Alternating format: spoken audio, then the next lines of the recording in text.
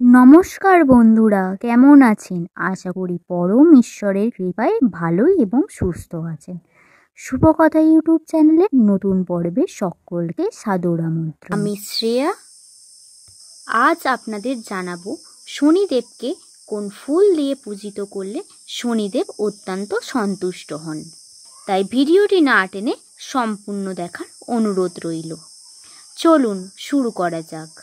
শাস্ত্র মতে শনিদেবকে যত এই ফুল দেবেন ততই ধন দেবেন গ্রহরাজ।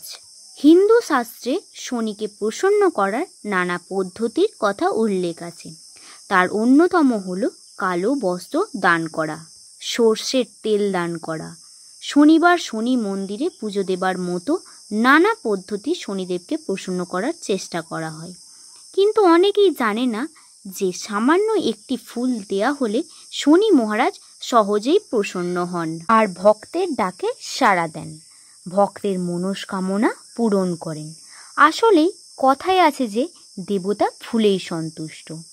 নারায়ণকে আমরা যেমন গাঁদা ফুল দিয়ে পুজো করে সন্তুষ্ট করার জন্য, তেমনি লক্ষ্মী দেবতাকে পদ্ম ফুল দিয়ে পুজো করা হয়। মহাদেবকে ধূদ্র ফুল দিয়ে পূজা করা হয়। ঠিক তেমনই শনি দেবতাকে আকন্দ ফুল দিলে তিনি অত্যন্তই সন্তুষ্ট হন।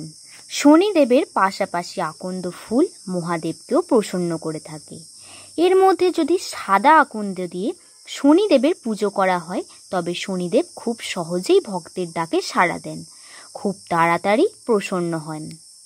যদি কোনো শুভ মুহূর্তে এই গাছ বাড়ির উত্তর পূর্ব দিকে স্থাপন করা যায় তাহলে জীবনে অনেক সমস্যা থেকে মুক্তি পাওয়া যায়, দূর হয়ে যায় গৃহদোষ বা বাস্তুদোষ, কালা জাদু প্রভাব থেকে মুক্তি মিলবে।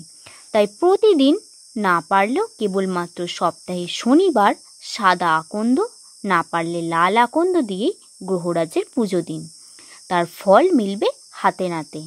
ভিডিওটি এই পর্যন্তই। ভালো লাগলে লাইক, কমেন্ট, শেয়ার, সাবস্ক্রাইব করতে ভুলবেন না। ভালো থাকবেন, সুস্থ থাকবেন, সাবধানে থাকবেন। সকলকে ধন্যবাদ।